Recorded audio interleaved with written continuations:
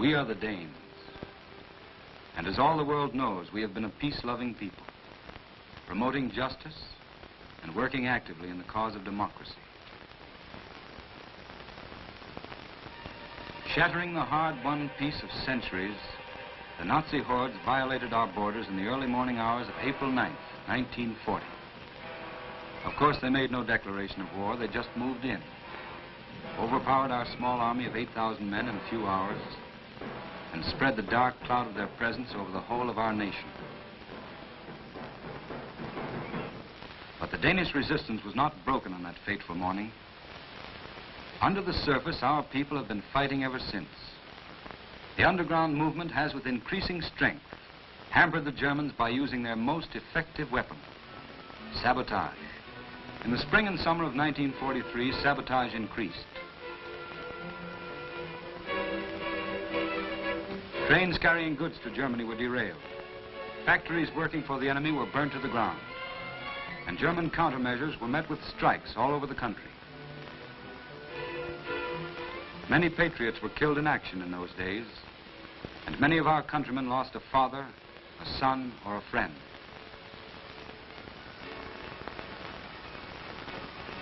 Strikes continued.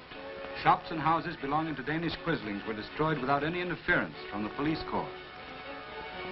The mounting tension throughout the country led to the 29th of August, when the Nazis attacked our still remaining garrisons under cover of night. The German C&C in Denmark declared a state of military emergency. He referred to the international laws of warfare against an enemy country. Denmark was now fully at war with the German Reich. Crews of the Danish Navy scuttled their ships according to orders from the Admiralty. Here they are, still lying on the bottom of Copenhagen Harbor.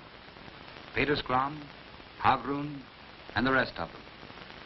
Only a small part of the fleet managed to escape to Sweden. On the following Sunday morning, we were taught the Herrenvolk lesson. People were killed, arrested, and sent to concentration camps. German troops and tanks swarmed the streets. Pavements were overrun in a rude exhibition of Nazi arrogance. You had to be on the move not to be trampled to pieces.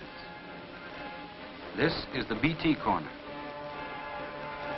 We had 2,900 of our own soldiers on the 29th of August. They were interned and their barracks turned into Nazi strongholds. Rosenborg Castle, the quarters of the Royal Guard, was taken over by the Wehrmacht. Outside Fredericksburg Castle, anxious relatives were waiting for hours to have news of their men. Numerous Danish soldiers, as well as civilians, were killed. At their funeral, thousands of wreaths covered their coffins, despite German opposition. Flowers from the poorest in the land and from King Christian. King Christian was taken prisoner himself on that day. He and the government refused to negotiate with the Germans and ceased their functions, which from 1940 had been exercised under duress. His 73rd birthday, King Christian spent at Sorgenfri Castle, while goose-stepping Germans kept watch over their royal prisoner. But nothing could prevent the people of Copenhagen from honoring our beloved sovereign. Flags were flying from every house and every building.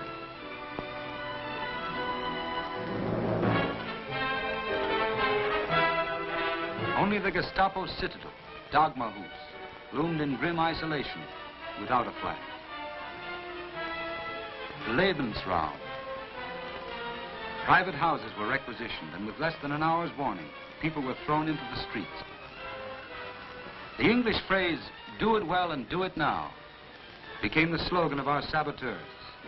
They painted it on walls when they blew up German military installations. And the Germans were fuming. To frighten us into submission and to quell the rebellion, the Germans invented a new system typical of their Herrenvolk terror.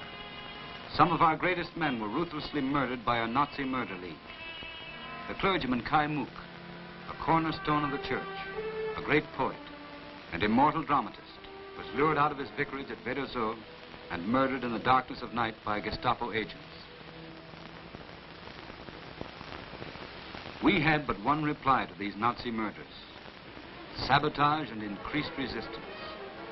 A curfew was ordered from 9 o'clock at night, but in spite of this and the German control, saboteurs went to work. factories working for the Germans were burnt down. And as beacons of freedom, the fires blazed through the darkest blackout.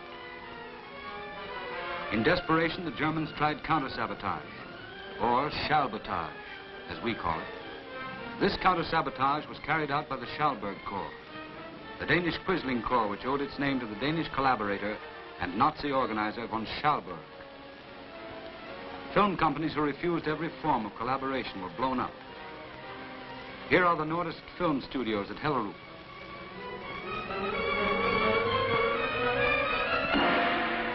Department stores and whole streets lost their windows.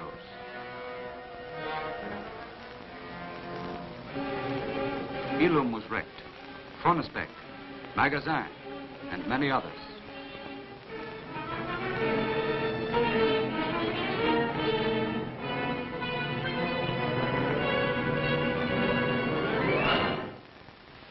Many public buildings were blown up. Here you see the world-famous Royal Yacht Club Pavilion, situated in Copenhagen Harbor, blown to pieces by the Schalburg Corps as a retaliation for a clever piece of sabotage on a factory making spare parts for the Luftwaffe. This is what is left of a beautiful place known to all of us. Even the innocent Tivoli, the world-famous amusement park situated in the center of our capital, became a Nazi victim. One night, the Schalburg Corps blew up the greater part of our Tivoli, which for more than 100 years has had a great place in our hearts. This is the concert hall, or rather, the remnants of the concert hall.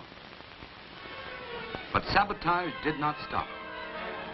The Syndicate, our biggest armament factory, was blown up in June 1944. A curfew was again enforced, from 8 o'clock at night until 6 in the morning. Danes never liked to go to bed at 8 o'clock on a beautiful summer evening, so we simply refused. At 8 o'clock, the streets were crowded, and huge fires were made everywhere. The Schalburg Corps shot and killed our citizens in the streets. We got fed up, and the most peculiar general strike ever seen began. It started on a Friday morning, without any preceding propaganda or any organization to push it. People just went home, and within a few hours, everything had stopped. The German CNC declared Copenhagen under a state of siege. The town was surrounded by German troops and cut off from the outer world. Guns were placed in all the squares, and German armored cars patrolled the streets, shooting and harassing the civilian population. The underground Danish Freedom Council endorsed the strike, issued a proclamation demanding the Germans withdraw immediately, raise the curfew, and send the Schalburg Corps out of the capital. The Germans wouldn't hear of it, and the strike went on. The Union Jack and the Stars and Stripes were raised everywhere. Tipperary could be heard in the streets. Department stores belonging to Danish Quislings were burnt down. This is Bulldog, the Nora Breur department store. We had hundreds of casualties during those days. The ambulance service was the only one working, and all day long you could hear their sirens. The strictest rationing system of food and water was imposed by ourselves. Water was fetched from the lakes, and volunteers brought it to the hospitals where it was greatly needed. After 5 days, the Germans gave in. They agreed to Danish claims.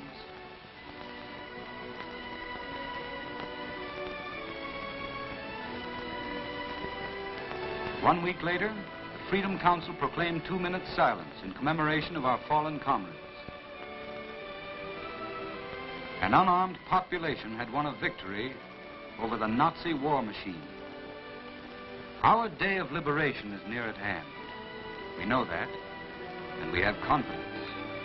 But meanwhile, our resistance movement continues its fight, and the spirit of Denmark lives on.